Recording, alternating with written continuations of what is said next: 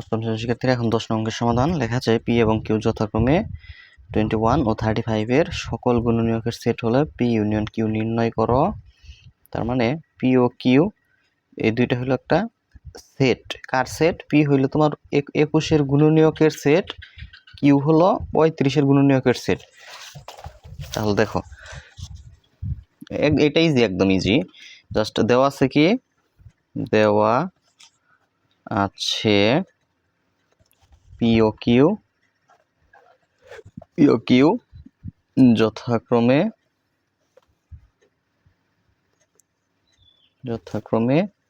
21 ও 35 এর 21, ঠিক আছে, 35 এর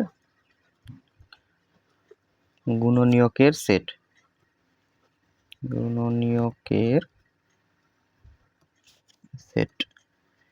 দেওয়া আছে। এখন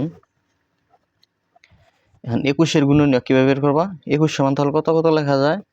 তোমার কত কত গুণ করলে 21 হয়? 1 গুণ কত? 21। 1 আর 21 গুণ করলে 21 হয়।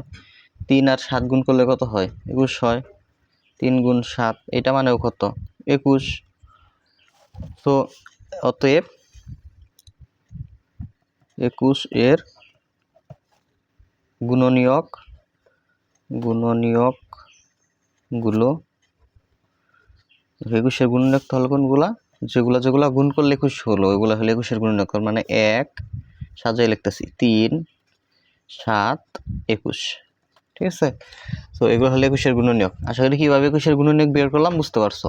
আবার 35 এর গুণনীয়ক, হ্যাঁ দেখেন এই 21 এর গুণনীয়ক সেট কোনটা? P set. তার মানে আমরা পি কে বলতে পারি যে পি সমান হলো তোমার 1 3 7 21, যেহেতু সেট সেকেন্ড ব্র্যাকেট দিয়ে প্রকাশ করতে হবে। এই হলো তোমার পি সেটের উপাদান। আবার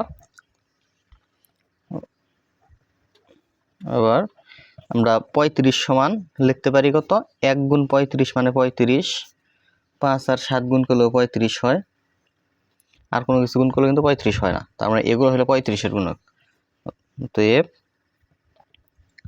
35 এর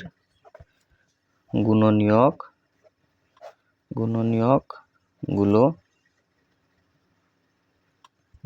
হলো 1 5 7 35। অতএব আমরা বলতে পারি যে কিউ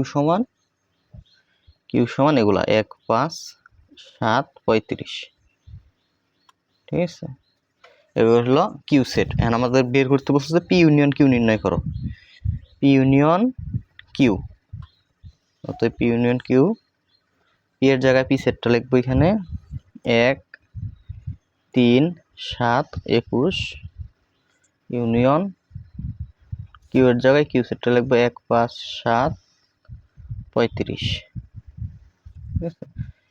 তাহলে ইউনিয়ন মানে কি? কমন আনকমন সব। তাহলে 1 আছে লিখবো, 3 আছে লিখবো, 5 আছে লিখবো, 7 আছে লিখবো, 21 আছে লিখবো, 35 আছে এটাও লিখবো। এটাই কি অ্যান্সার।